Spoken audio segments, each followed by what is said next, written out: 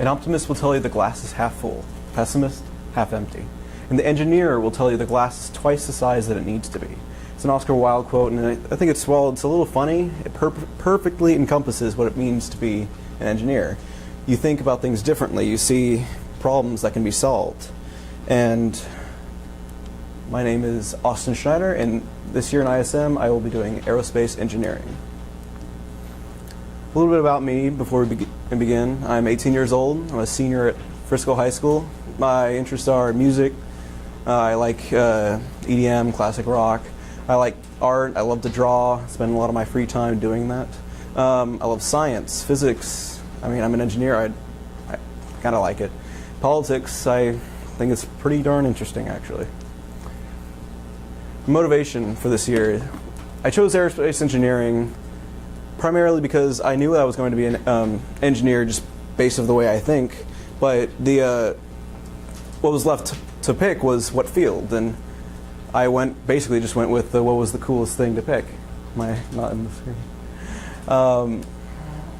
But why not a different area? But I think aircraft a little bit superior as compared to maybe a bridge from like civil engineering or something like that. It moves. A little about ISM. The class, it's an all-year class where students go around and perform interviews trying to figure out what they want to do for the future, study in college, and then once they choose, they can do an independent study on creating an original work, a final product, work under a mentor. I took ISM because it seemed to me like the best choice in order to get a head start at my future life. And hopefully I can accomplish establishing connections and beginning what will be a really long history of internships into college. My mission statement this year is, through the Independent Study and Mentorship Program, I aim to develop my skills as a speaker, gain valuable experiences within the professional world, and better my understanding of aerospace engineering, all for the purposes of improving my chances of obtaining my ideal future. As I continue pushing through the limits of my understanding in this field, under a guiding mentor, I will gain the knowledge necessary not only to discern my future path of study, but to hopefully discover new inspiration for future aircraft design. But what is aerospace engineering? Most people initially assume that, hey, it has the word space in it. It's going to involve spaceships and just astronauts and NASA and all that. But in reality, there's two major fields of aerospace engineering, aeronautical and astronautical. Aeronautical is what I'm focusing on this year. So aircraft in atmospheric flight. Another assumption that many people have is that mechanical engineering is better, which in some ways it is, but if you are devoted enough to specialize in aerospace, you're more likely to get jobs focusing on the things that you like about aerospace, rather than just perhaps going in and working on the structure of an airplane. You can work on the aerodynamics. I discovered that it's a really diverse field. There's so many applications for aerospace engineering. You can work on cars. You can work on anything basic that moves. And there's also a vast ability to improve in the field. The aerospace field is where I think engineering is going. It's warfare is going to be focused more and more on air travel and drones, and eventually the borderline between astronautical and aeronautical are going to merge, and airplanes will essentially be spaceships. I began with my interviews. My first session of interviews was primarily at UTA. I basically went around and interviewed everybody in the aerospace department, just emailing and asking for little connections. And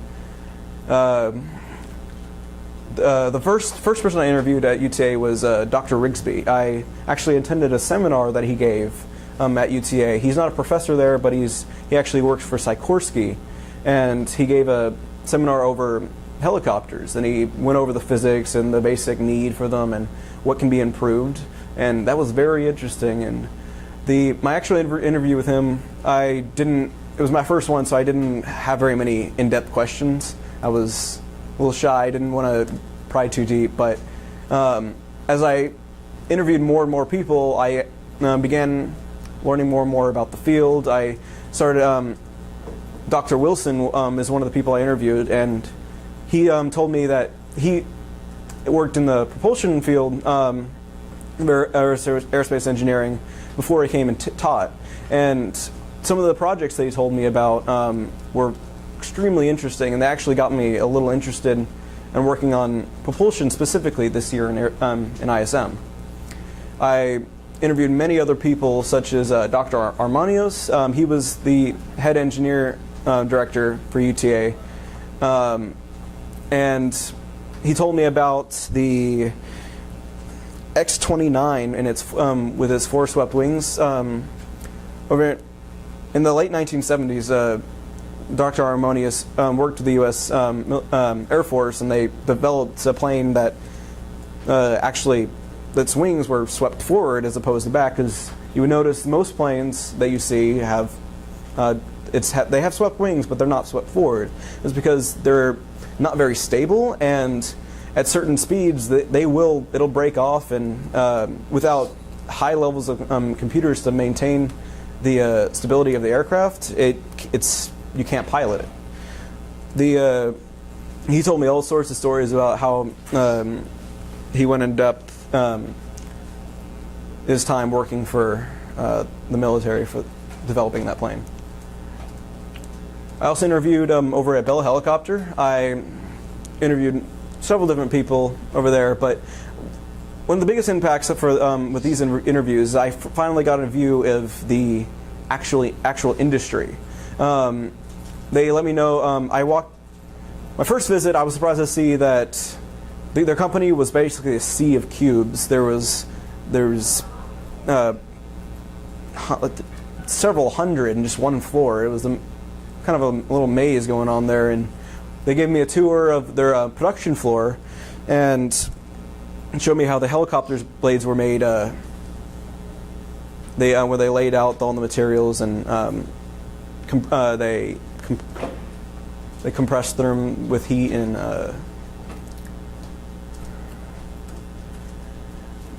they also told me about the bureaucracy. That's a really key part of what I would be experiencing if I moved into the aerospace industry. Being an aerospace engineer doesn't necessarily mean you're going to go and design a plane like a lot of people initially think, but you're going to play a little tiny part in making that aircraft. You're going to work on the rivets of the bottom section of the fuselage. It's really your work is very insignificant in reality, and you have to go through all sorts of bureaucracy in order to get every little action approved. This whole tons of paperwork, and it's actually quite tedious because you have to specialize in tiny little areas. But what's really nice about being an engineer in the field, you'll have really good transferable skills. They told me many of the people that worked there weren't actually engineers anymore. They had moved on to higher level positions because companies generally value engineers for their problem solving skills. So they're generally very, very valuable employees. I also interviewed at Bombardier. I got a whole lot of the same answers about the field, but this Bombardier is a smaller company, at least the location that I visited. And it was a much smaller building and a much more close-knit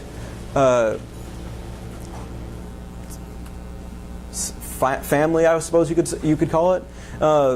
Everybody knew each other. The boss was really friendly. I went and interviewed the main guy, even because they had time. It was a smaller work area there. The Bombardier works on outfitting interiors of planes as well as doing maintenance on private jets. That's where Oprah could fly in and, hey, I need work done on my plane, and to get it done. They strip the plane, pull it apart, check out all the parts, and make sure that it's working, which is actually an extremely important part of aerospace field. I also did a few interviews at the Business Symposium, which it was a bit different than the interviews I had done previously. those interviews actually ended up being more like them interviewing me for a job, per se. They started asking questions. I had to really quick shoot them out, answer, and it was a really good experience for the real world, and I'm very glad for that opportunity. My last interview was at Lockheed Martin with a man named Christopher Hummel, who is now my mentor. He told me, we talked for hours about his personal experiences working in the aerospace field, what he did. He works generally as a structural engineer for most of his years, but he also worked for NASA and I can go into detail with all the stories he told me, but we'd be here for hours. Lately, he's been working on the F-35 variants, different variants of the F-35, and this is a picture of the F-35 right there, and it's one of the latest that the American arsenal has right now. I'm going to go a little bit more in depth to my mentorship. This is Christopher Hummel.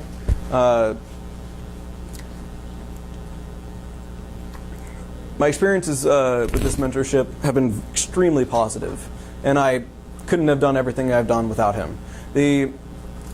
I benefited from this this mentorship because he's basically been a well of knowledge for me for the aerospace field, actually just engineering field, because for every mentor visit he has more and more to tell me, more and more to teach me on physics, mathematics, even just dealing with the bureaucracy of the company. One really cool thing that we did was my first mentor visit was at the Lockheed Martin location for downtown Fort Worth. This was really cool because I had to go through all sorts of paperwork, and I had to check through several levels of security to get in. I couldn't bring anything with me. It was all super tight knot. But we walked through the production floor, and the production floor was basically from beginning to end the production of their planes. You just drive down their mile-long facility, completely open-ended, and you'll see every single station building several different, at the time, F-35s. One really cool thing we did, we went to the flight line, and we got to see an F-16 take off. We were about 80 feet away from the actual runway, standing there, kind of plug your ears because otherwise it'd break your eardrums. It was really lucky because generally they don't run flight tests very often, and much less let outsiders come watch it. The F-16, while it's slightly old, but it's still extremely powerful. You could feel it as it came by, and it just blasted off really, really fast. After that, we actually got to meet with the pilots, the pilot and co-pilot flying the F-16, and they were impressed with my determination to come out there, I guess. But it was all worth it. I also got to go and look into detail of some of the engines they use for the F-16 and F-35, and well, they're really complicated. I'll have to. Every single part has its own purpose. Everything is in place, and it's quite amazing. And I'm going to go into my research here. The first research that we did this year was the Outlook assessment. I realized the outlook for aerospace engineering is actually not as great as I would have expected. It's growing, but at a much lower rate than other engineering areas. I found that the skills needed, I'll need really good analytical skills, math, and critical thinking. Obviously, business and writing, that just goes with anything engineering, really. Tools that I might be using, CAD software, that's definitely, I will be using that to an extreme extent. Robotics, lasers, advanced electronic optics, but I also must specialize in a certain field, and this year that's propulsion. The first research assessment was over ambient wind energy, harvesting using cross-flow fluttering. This is really cool because the people doing who wrote this article were talking about piezoelectric materials. So they would, with their understanding of turbulence around normal buildings, they would provide small blades on the edges of the buildings that when they experience turbulence, they would flutter, and because of their material, they would transfer that mechanical energy into electric currents, therefore powering the building. So, to me, that just shows how versatile aerospace engineering really can be. My second research assessment was over the social perspectives of wind power development in West Texas, and the importance of those social implications. And I learned that while people generally support wind power projects, when it's in their backyard, they hate it. They'd rather it go somewhere else. It's quite strange to me because I look up at those giant windmills and I like them. I want one in my backyard. I can't afford one, but I don't know.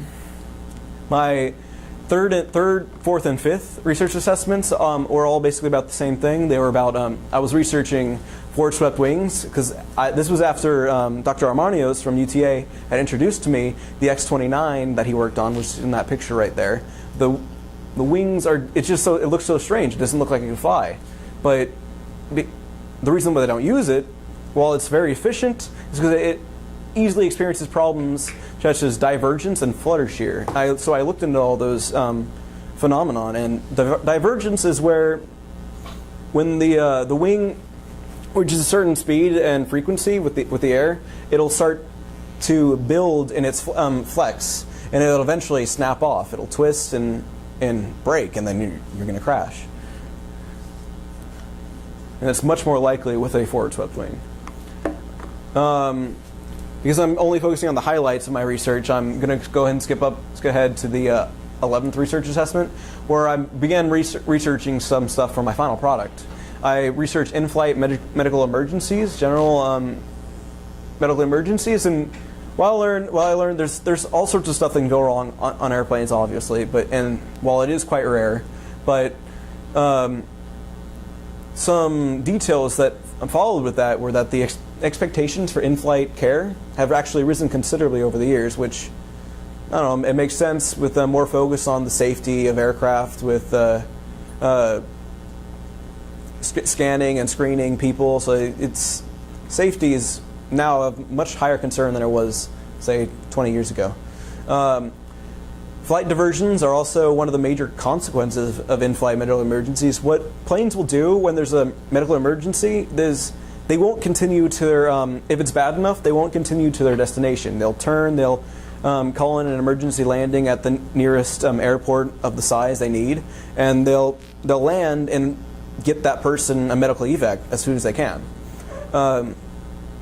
But this can easily be avoided through a proper screening process, but we don't generally have that for people with pre-existing medical issues. We generally leave, for the most part, that up to the discretion of the person who's flying, because you can just keep that knowledge to yourself. There are medical systems put into place in many aircraft right now. They're not very extensive. They're generally first aid, and they're not standardized, really, actually, because, strangely enough, you'd think they would, but they don't document their usage for the most part, and they don't. But without that knowledge about what's being used, when it's being used, you can't choose which things you need and what do you need more of, what should you have on the airplane. My 12th research assessment was over life support systems, specifically onboard oxygen generation systems, which is really cool because a lot of general aircraft, they carry the oxygen with them. They'll have tanks, they'll have reserves, but with this system, it's essentially a microscopic filter that separates the O and the N2 and everything else from the air outside and brings it in to store in the aircraft. That could reduce the risk of fires, and it would also allow you to carry more specific amounts of air as well as specific types of mixtures. I'm going to go a little bit. I learned several things from a mentor this year, especially one of the biggest things, the most important for aerospace engineering, is the Brayton thermodynamic cycle. It's how every single engine basically functions. There's engines that are much more complicated than this, but this is essentially how they function. The Brayton cycle it has an ideal cycle and an actual cycle. Of course, the actual cycle applies to reality, while the ideal is just for proving theories, essentially. The ideal cycle assumes isentropic processes when, which is constant entropy, which means it's not going to lose the energy. It's an ideal cycle. When the actual cycle involves adiabatic cycles, processes in its cycle, so it loses entropy to the loses energy to the environment around it, which is what naturally happens. I have just a basic diagram of just a basic engine. The air enters the compressor where it's compressed. The heat goes up. Engines are generally multi-stage compressors, so they'll have multiple, like up to 20 compressors in an engine at once in order to get the air extremely compressed and ready for combustion. The air will move through. I'm going to skip one step and come back to it, but it'll go to the combustion chamber where fuel is injected. It's lit, and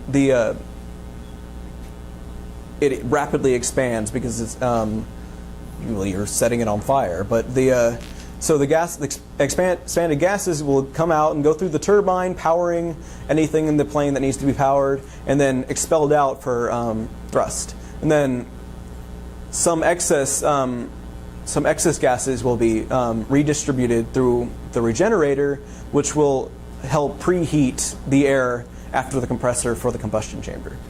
I'm not going to go too much more in detail than that, but that's one of the major things I learned this year. The turbofan engine is one of the engines that I was focusing on this year.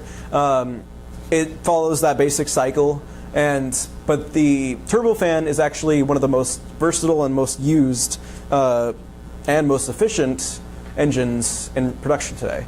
Because it's weird, because it's essentially a normal engine with less of the thermodynamic part of the thrust, and more of I have a giant fan, so I have a lot of leftover thrust. Generally what are used are high bypass turbofan engines, so it'll run the incoming air mainly around the actual compression, combustion, and turbine part of the engine, and use that to power, and only slightly compress that to power the large fans, which will provide most of the thrust. It's actually much more efficient that way. My UNT visit, this was really cool because I actually experienced a college classroom. I took a thermodynamic materials class and a fluid mechanics class. The thermodynamic materials class was extremely complicated. I barely followed it because it involved mainly chemistry, which I don't know much about, but I still found it very interesting, and the teacher was very nice. Fluid mechanics class surprised me because it was a junior level class and I was able to follow it. None of it was out of my grasp, and I actually learned how to model equations based off of just random events. You get different variables, it says solve for all these variables, what would you need, and find it. And it was actually quite an experience. I'm going to begin with my original work here. My original work proposal is this year I'll be producing an original work that will involve synthesizing a maintenance procedure for aircraft that will serve to reduce the number of aviation-related accidents every year. This product's design will be constructed through the careful consideration of each plane's individual characteristics. The end result of this will be a maintenance procedure that will take into account what each pilot mechanic must do in order to maintain a safe environment aboard the plane. It will do this by taking into consideration tendencies of those individuals to make mistakes in certain areas, this is the human factors, of the plane's maintenance by providing a solution that would serve to increase the consistency and accuracy by which the individuals follow their given procedure. Now, I edited that a little bit. I didn't actually end up making an actual procedure because what I found through my research was that the procedures in place were actually really, really well thought out. They didn't have any errors in them. I wouldn't have been able to add anything of significance to them. So what I took a look into was the actual human aspects. Why if the procedures are so perfect, are there still crashes? Why are there still errors? And those can always be found in the human aspects. I took a look into aircraft accident data and found that most crashes are due to human error, either pilot or maintenance or neglect. I reviewed maintenance techniques in trying to find something I could improve, but I didn't. I took a look into human aspects of aircraft maintenance and found 12 significant types. And I learned about the dangers of the human element. What I concluded is that the human factor is the weakest element of airline safety, and that proper checks and restrictions are not actually put into place for aircraft maintenance employees, and that only perfection should be accepted. What I wanted to do about this was to reduce the impact of the human factors to the greatest extent possible, and that could save as many lives as I could. Yet the human factor is needed. We can't have machines doing this job for the most part because it needs a human eye. The machine can't be programmed to look for every single thing that's wrong. So schedules needed to be organized with less of a focus on what saves the company money and what makes the technicians run at full capacity, therefore reducing errors. Individual aircraft owners need to be given a more intensive... Walked away. I got unclipped. An atmosphere that emphasizes the importance of the work of the technician is needed to be encouraged by the local managers. That is very important because if the atmosphere of the work is our work is important, it saves lives every day, then less mistakes are going to be made. Some dude isn't going to come in lazy and go, oh, I'll just skip this step and it'll be fine. No, someone will end up dying. The teamwork and rotations need to be used to check the work of the others and ensure the safety of the plane rather than save time and money. Many technician schedules will run through the night, which scares me because 3 in the morning you're going to make mistakes, and those mistakes can cause a crash down the line. Communication lines need to be set up with the manager, and the manager will be easily aware of any issues with the technician schedule. These ideas and many more will help decrease accident rate. And what I learned from this original work, I took a look at maintenance methods techniques where they welded in a certain way, where steps that you had to take in inspecting the engine. It was all very important. I'm not sure if that'll involve my future, but I did enjoy learning about it. Now moving on to my final product. My final product this year, I was picking a bunch of different topics. I wanted to create my own individual aircraft design. I wanted to improve an old-fashioned engine. I wanted to pick a little part, say, hey, I can fix this, I can make it better, I can improve it to today's standards. But none of that, it all ended up being a bit too much work to do in a single semester. But all the same, an even better idea came along, and this one has a real-life application. So me and my mentor worked together to choose that the final product, which would be creating the design for an onboard medical area for commercial planes. My product this year involves the research and analysis of propulsion systems as well as their possible combined use with the current medical technologies to create a medical area within large passenger aircraft that is primarily powered and controlled through the propulsion system of the aircraft. But why is this needed? Like I said,